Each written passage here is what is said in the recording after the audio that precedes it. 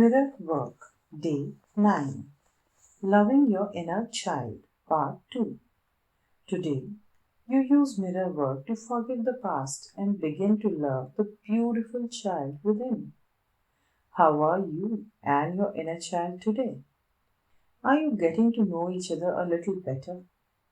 I have found that working with the inner child is extremely valuable in helping to heal the hurts of the past.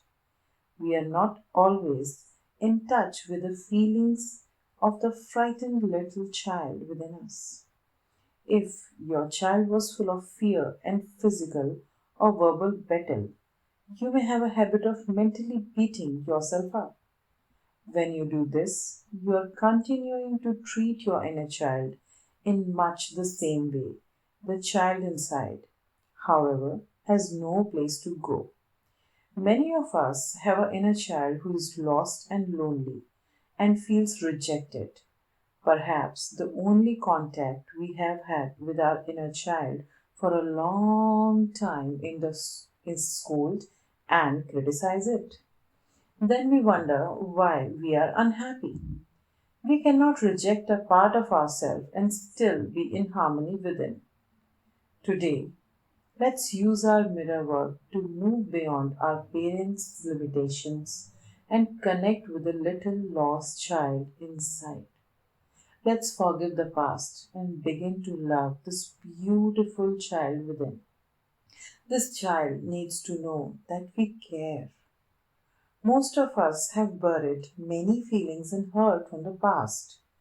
Learning to love your inner child is going to take time. Take all the time you need. Return to these exercises again and again. You will get there. I promise. Your inner child still carries the belief you developed early on. If your parents had rigid ideas and you are now very hard on yourself, or you tend to build walls around you, your inner child is probably still following your parents' rule. If you continue to pick on yourself for every mistake, it must be very scary for your inner child to wake up in the morning thinking, what is my parent going to yell at me about today? What our parents did to us is the past, was a product of their consciousness. We are the parent now. We are using our consciousness now. If you still refuse to take care of your inner child, you are stuck in your own resentment. Invariably, that means there is someone who you still need to forgive. What resentment do you need to let go of? What haven't you forgiven yourself for? For now, visualize that you are taking your inner child by the hand and going everywhere together for a few days. See what joyous experience you can have. This may sound silly, but please try. It really works. Create a wonderful life for yourself and your inner child. The universe will respond and you will find way to heal your inner child and the adult you. No matter what your early childhood was like, happy or sad, you and only you are in charge of your life now. You can spend your life blaming your parents, or you can embrace love. Love is the biggest eraser I know. It erases even the deepest and most painful memories because love goes deeper than anything else. Think for a moment. Do you want a life of pain or one of joy? The choice and the power are always within you. Look into your eyes and love yourself and the little child within. Let's affirm I love my inner child. I am in charge of my life now. Your day 9 mirror work exercise. Number 1. Go to your bathroom mirror and look at the picture of yourself as a child that you taped to it yesterday. Number 2. Take a moment right now and tell your inner child that you care. Say these affirmations. I care about you. I love you. I really love you. Number 3. Sit in front of your mirror if you can, or sit and look into a handheld mirror. Continue the conversation with your inner child that you began yesterday, that you could open with a apology saying something like this: I am sorry. I haven't talked to you over the years.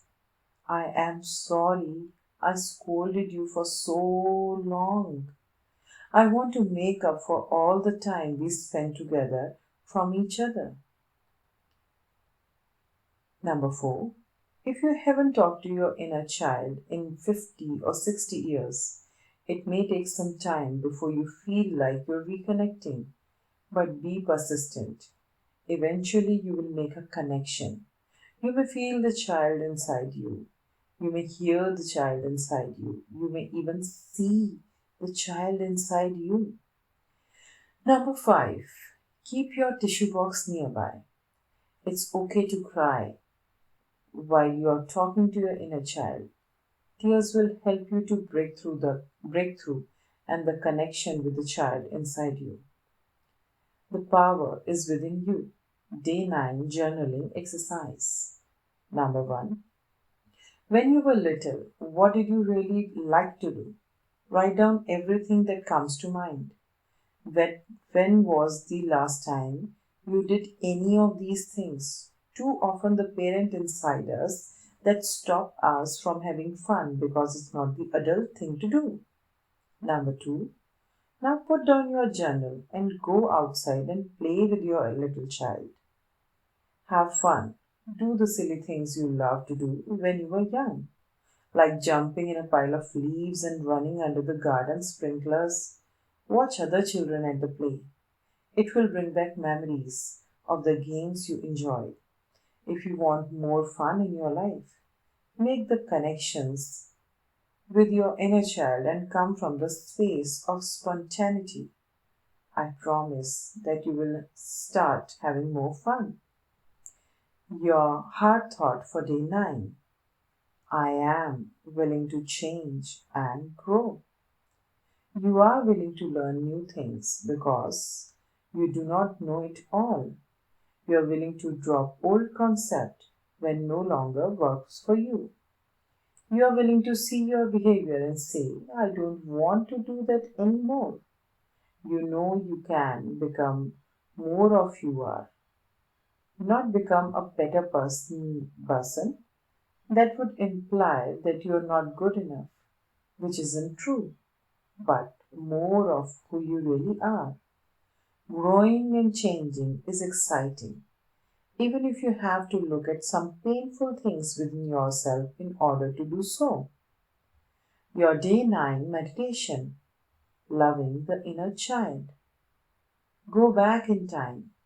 See yourself as a little child of 5. Hold out your arm to this child and say, I am your future and I have come to love you. Embrace this child lovingly and then bring it with you to the present time. See the two of you standing at the mirror, looking at each other lovingly. And as you stand there, become aware that there are so many parts of you that are missing. Now go back in time even further to the very moment you were born. You have just come down the birth canal. It may have been a difficult trip. You feel the cold air and see the bright lights, and someone may have just smacked you. You have arrived. You are here to live a whole lifetime. Love that little tiny baby.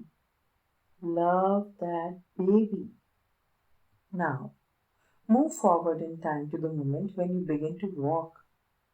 You would stand up and fall down, stand up and fall down, and stand up and fall down.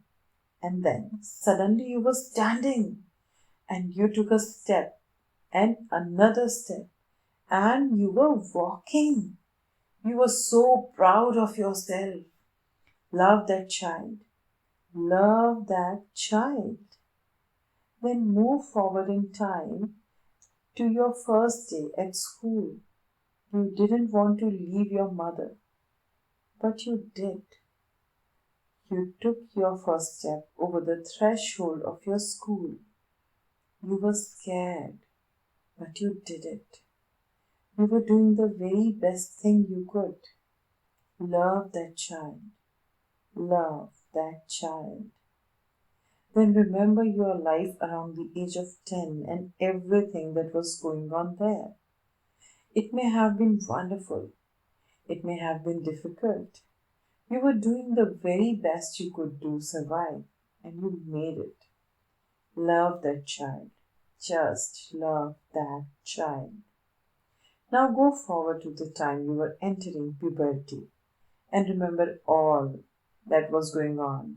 It was exciting and scary and maybe more than you could handle, but you got through it. You did the best you could and you made it. So love that teenager. Love that teenager.